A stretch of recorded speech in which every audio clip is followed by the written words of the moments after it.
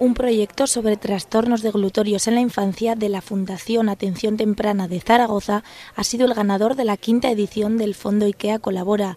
Estos trastornos suponen una incapacidad para deglutir alimentos, tanto sólidos como líquidos, y pueden llegar incluso a afectar gravemente a la salud del niño. Esta unidad será pionera en Aragón y una de las pocas de nuestro país.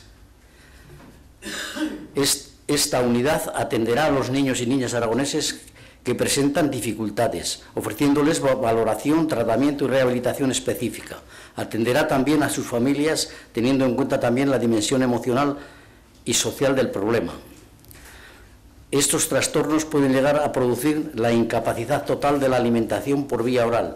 Tienen consecuencias tanto a nivel orgánico como a nivel psicológico, sobre todo en la edad temprana. Se trata de una patología poco conocida y de la que no existen datos fiables de la población afectada.